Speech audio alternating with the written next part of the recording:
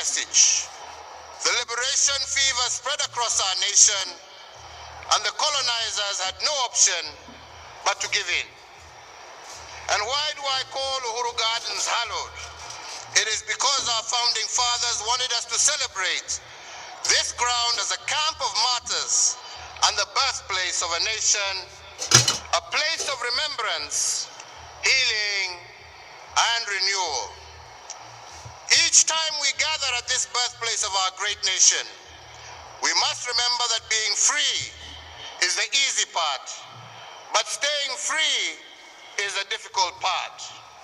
And although we are now fully free, we cannot continue to claim freedom casually. Instead, we must begin to practice it and jealously guard it against all threats, both foreign and domestic.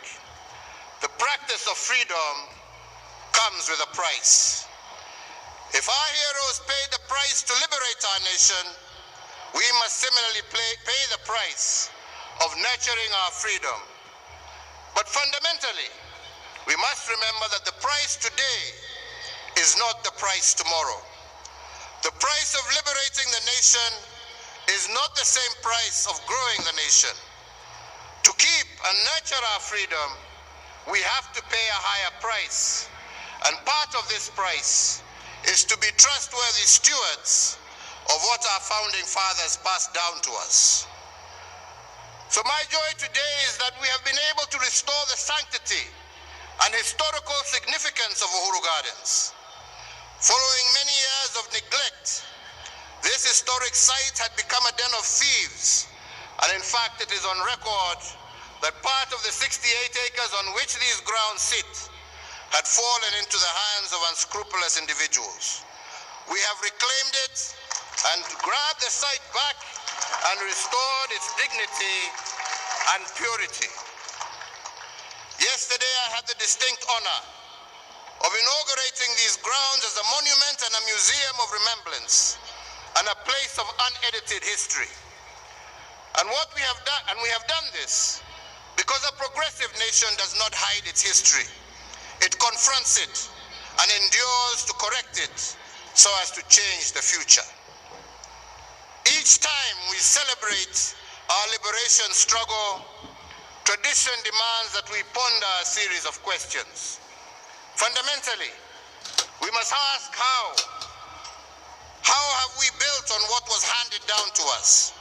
What account can we give of ourselves as the successors of the cause of our liberators?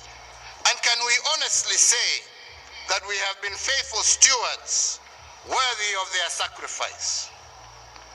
On the 9th of April 2013, I assumed office as the nation's 4th president.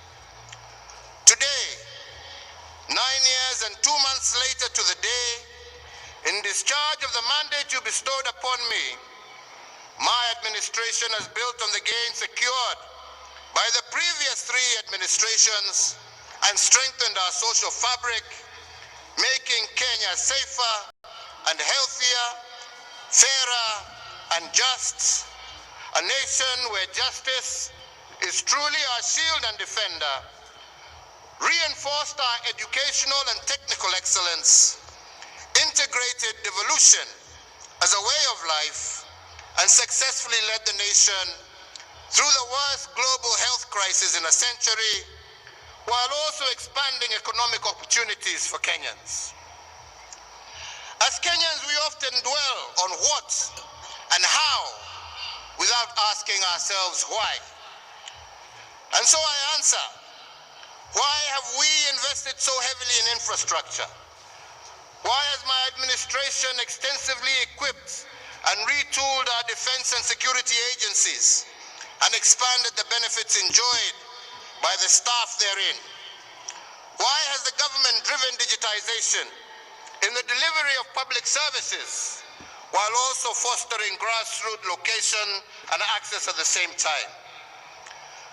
Why has my tenure in office seen so much emphasis on transformative programs, reforms in healthcare, education, agriculture, energy, titling of land, housing and social protection, affirmative action, commerce and industry, and the ease of doing business.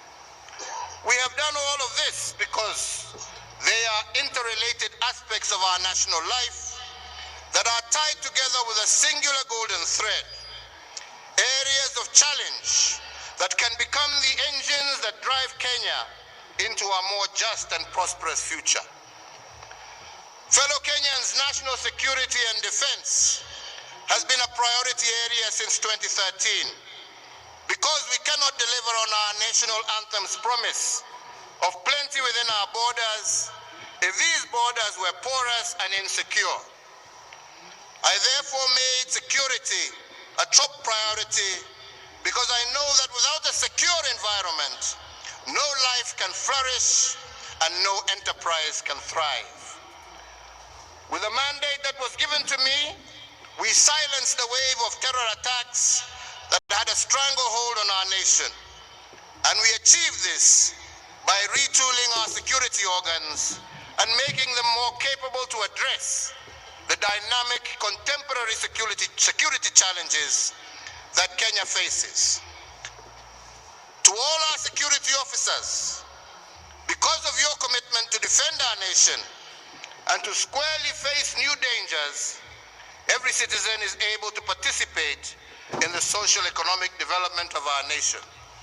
You have kept us free, you have preserved our way of life, and allowed us to enjoy the present as well as protect tomorrow, and we thank you for that service. In realizing equitable development through devolution, it was my distinct honor to be the president who received, fostered, and gave impetus to the devolved system of governance. Today, the results of our proactive and enthusiastic support are markedly visible from Makueni to Mandera, from Busia to Bungoma, from Mombasa to Meru, from Lamu to Laikipia, and from Turkana to Tharaka Nithi. We, with the mandate that you gave, have institutionalized devolution and forever changed the face of Kenya, buoyed by the 2.4 trillion Kenya shillings that we have transferred from the national government to the counties from 2013 to date. On the regional front, Kenya led the push to admit the Democratic Republic of Congo into the East African community.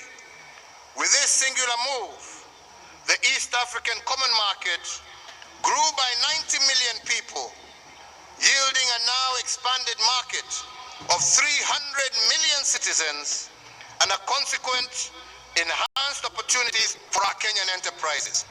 To exemplify this, I mention just one, Equity Bank, which is already breaking ground in DRC and is already the second largest bank in the Democratic Republic of the Congo.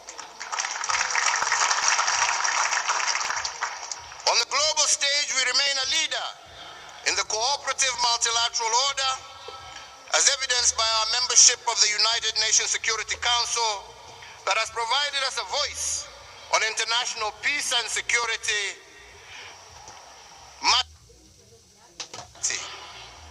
This has cemented our international stature and enhanced opportunities for Kenyans in the diaspora and within the international civil service. In return, diaspora remittances have increased tenfold in the last decade, and they now stand at an all-time high of over Kenya shillings 400 billion in 2020 exports